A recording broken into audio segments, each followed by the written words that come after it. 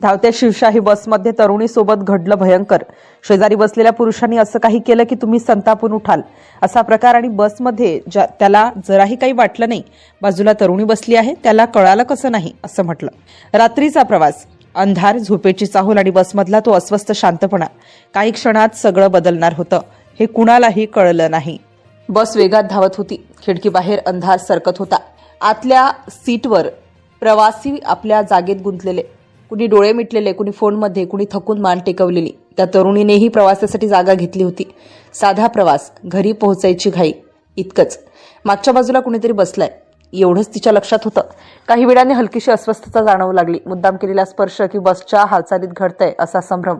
ती जागा बदलावी का विचार मनात येतो. पण रात्रीची वेळ, प्रवासात अनोळखी लोक, ती शांत राहते. मग पुन्हा तेच वारंवार. खिडकीकडून सीटच्या कडेने आत कुठेतरी धोक्याची घंटा वाजते.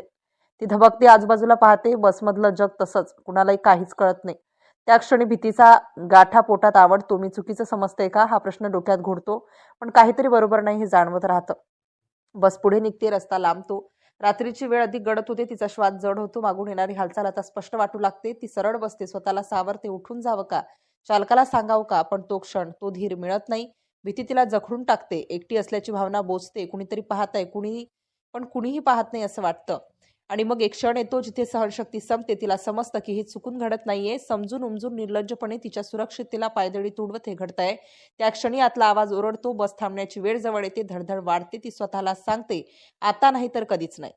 बसस्थानकात शिरते. दिवे लागतात. आवाज वाढतो. प्रवासी हालचाल करतात. त्या गोंधळात ती उभी राहते. पहिल्यांदाच तिचा आवाज मोठा होतो. ती चालकाकडे, आसपासच्या लोकांकडे जे घडलं ते सांगते. शब्द अडखडतात, पण सत्य बाहेर पडतं. बसमधला शांतपणा क्षणार्धात तुटतो. लोक जागे होतात. प्रश्न पडतात. संताप उसळतो.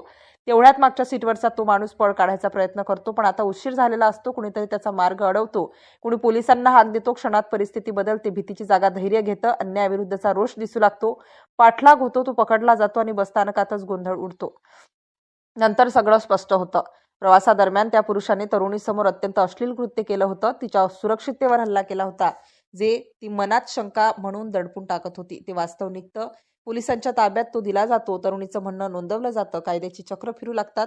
ही गोष्ट इथे संपत नाही, कारण प्रश्न उरतो, धावत्या बसमध्ये, सार्वजनिक ठिकाणी इतकी निर्लज्जपणे असं कसं घडू शकतं?